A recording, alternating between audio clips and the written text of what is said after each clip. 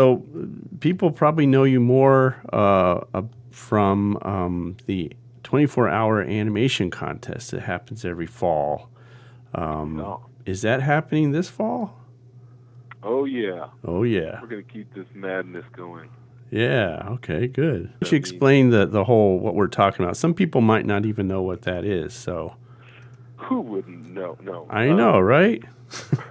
This was an idea I came up with when I was at Laguna College of Art and Design.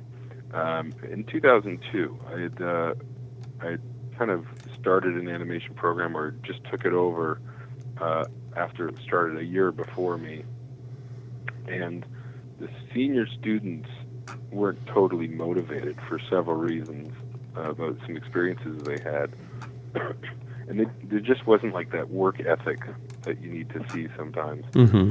So one night after class, I said, hey, I'm going to stay in this classroom until the last student leaves. I've got a project to work on.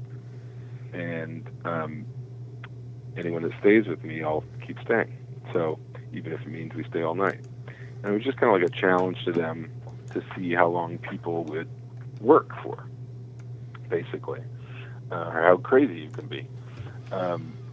And so lo and behold, 5 students stayed with me, and we worked, I think, until like 6 in the morning, until the sun rose.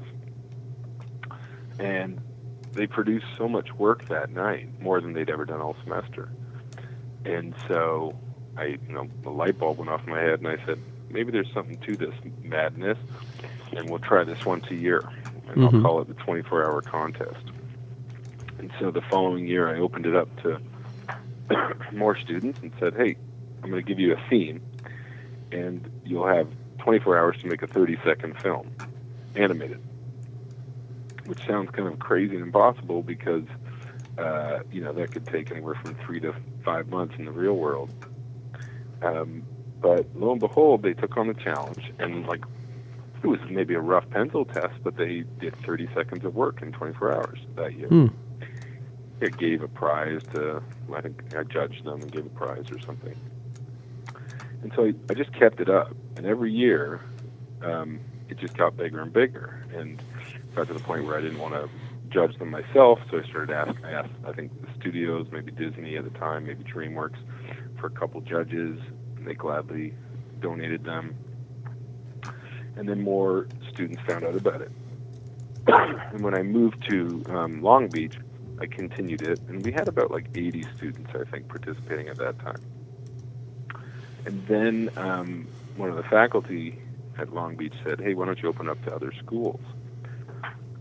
So I did.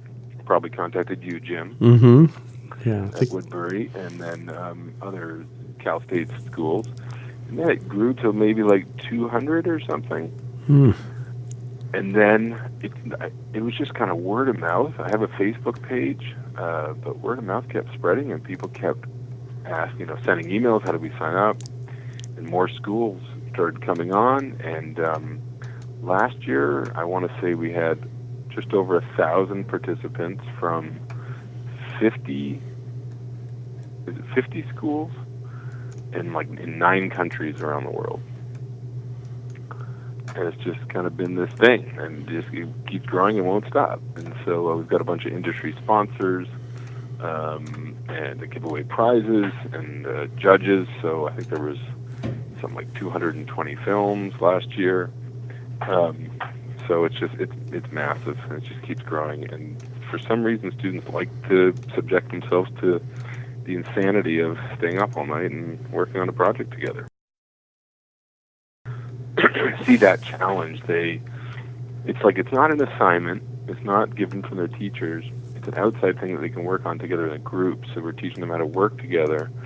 But it's a sense of ownership, because they want to get it.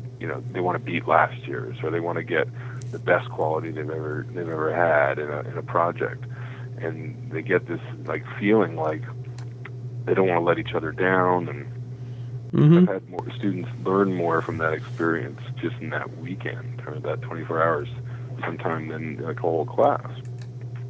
Someone has to play producer on your team. Yeah. And that's the best part about this contest being a team sport, is that you rely on other people, and you start to see where your strengths are. Like, I'm really good at animating, but I don't love designing. So then you come in later to the contest, or you sleep, as you say, in shifts at the beginning, and that way when it comes time for animation, you're ready to roll. But you need someone that has been well rested to kind of plan out the film and do the production side of it, and make sure the scenes get in on time, and there's certain scenes that you want to spend more time on than others. So it's kind of like a quick lesson in animation filmmaking and a little bit of industry experience, because that's like what crunch time is when you're getting towards a deadline, and we've all done that before. Not that we want to teach the students that like you're supposed to punish yourself to do great art, but like, how far are you willing to go with it? Or sometimes I do my best work at late, 2 a.m, when it's all quiet, or when I'm really exhausted, I'm just about to go to bed, and then I hit this calm, and maybe something comes out of that, So it's like, when you're in school, this is the time to experiment and to fail and to do things that you didn't know you could do, and all of a sudden your eyes are open to what's possible. It's a learning experience even if you don't finish.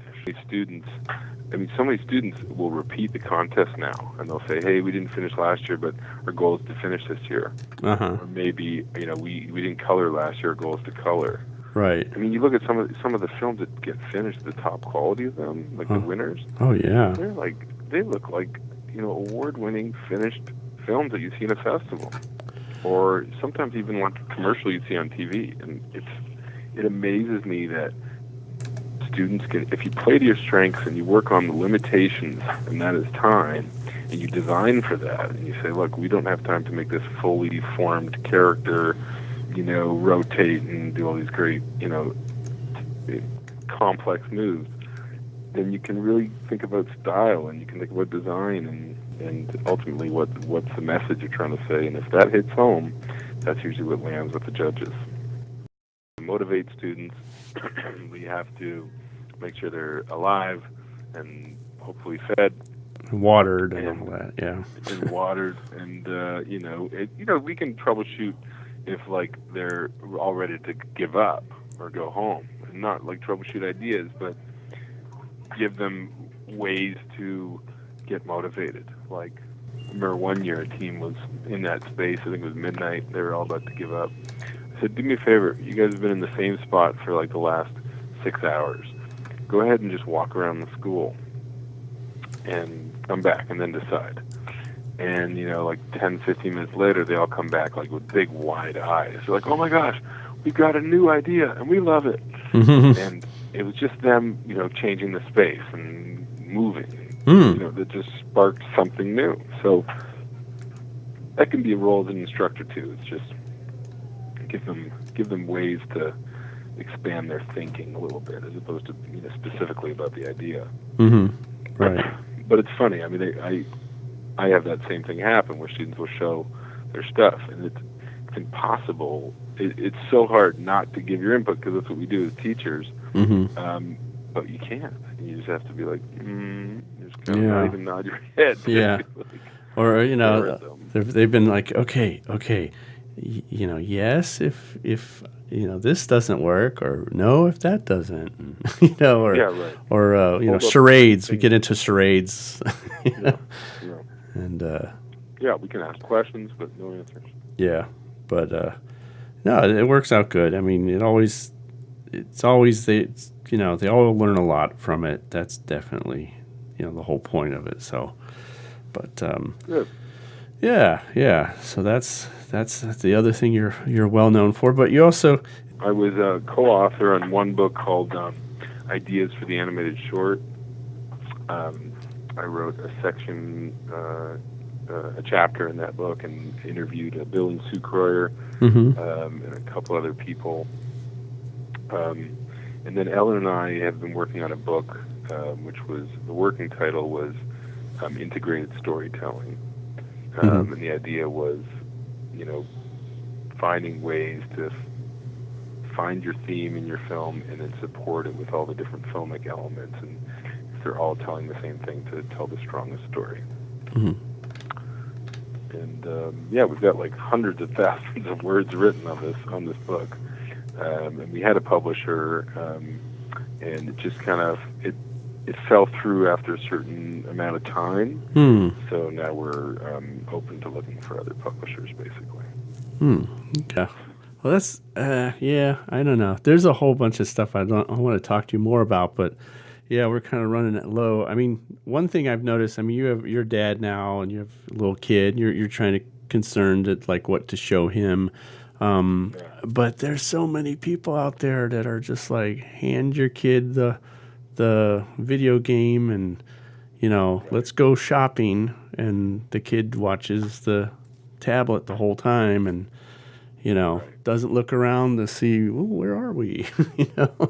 And that's what I'm worried about the future is just like you get a bunch of kids that don't look at where they're going, there maybe there's a story in there somewhere, but so open your eyes. There's so many stories and so many things happening around us.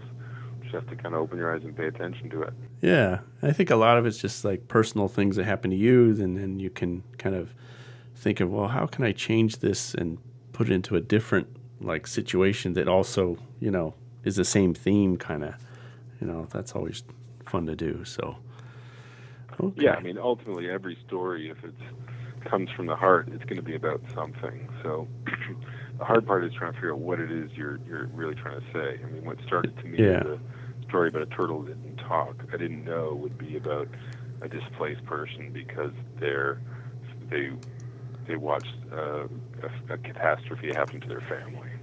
Right. So it's like it took a while to uncover the story. Well, I can't wait to see the film when it comes out to a film festival near me. Yeah, I will let you know for sure. I just want to thank Aubry Mintz, talking to us about his new film and 24-hour animation contest and all that. Good luck with your administrative position now. Thanks, Jim. I'm actually I really appreciate your time. Yeah, thank you. Well, thank you for taking the time to tell us all about this. Okay, so that was our interview with Aubry Mintz. Please send me an email at heyjimr@gmail.com and let me know what you think of the show. And we're always looking for new guests. So if you know of anyone, please let me know. And coming up in July, a little bit before July, we're going to have an episode called The Krusty Bunkers. What in the heck is the Krusty Bunkers, you say? Well, it's a new comic book shop that just opened up on Magnolia Avenue. Check it out. It's actually called Neil Adams' Krusty Bunker. And it has all of Neil Adams' work as well as other comic book artists. The summer is going to be very interesting, and we hope you tune in and listen to it.